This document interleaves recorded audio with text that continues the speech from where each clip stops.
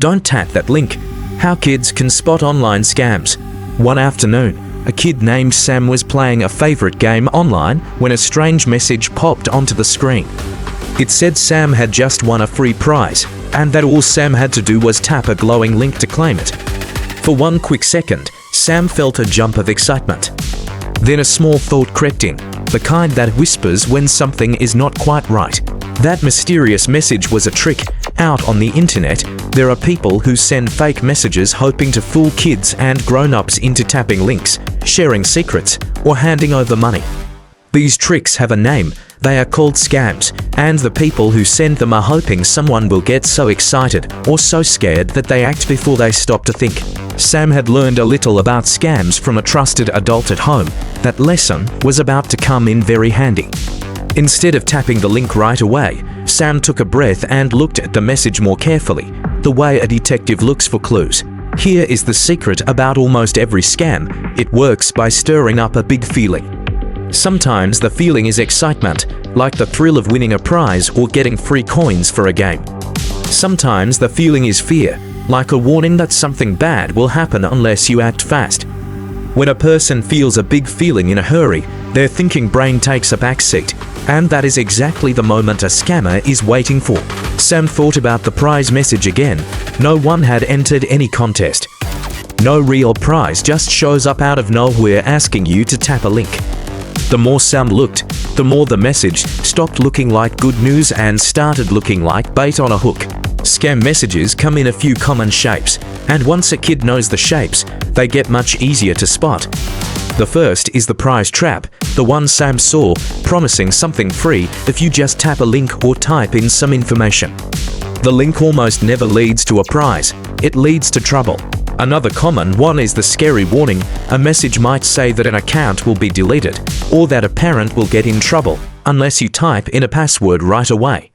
Real companies do not work that way, and they never ask a kid to send a password through a random message.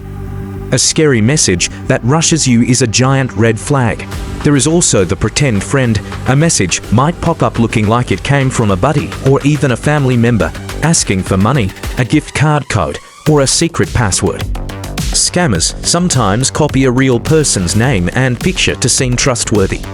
The trick is to check in real life by talking to that person face to face or with a trusted adult before doing anything the message asks. In games, the trap often sounds like a free deal. A stranger in a game chat might promise free coins, free skins, or free in-game money if you share your account details or click an outside link. Free things that ask for your private information are almost always a trap with a bow on top. Sam now had a choice to make, and it is the same choice every kid faces when a mysterious message appears. Tap fast and hope for the best, or stop, think, and stay safe. Sam chose to stop. The smartest move turned out to be the simplest one. Sam did not tap the link. Sam did not type in any names, passwords, or secrets. Instead, Sam went and found a trusted adult and showed them the message, asking what they thought about it. When the adult looked at the message, they smiled and said Sam had done exactly the right thing. Together they made a simple plan that any kid can remember. When a mysterious message shows up, the first step is to stop and not tap anything. The second step is to think about whether the message is trying to make you feel a big rush of excitement or fear. The third step is to tell a trusted adult and let them help. There were a few more golden rules worth keeping close. A password is a secret, and a secret stays secret, even from messages that beg for it.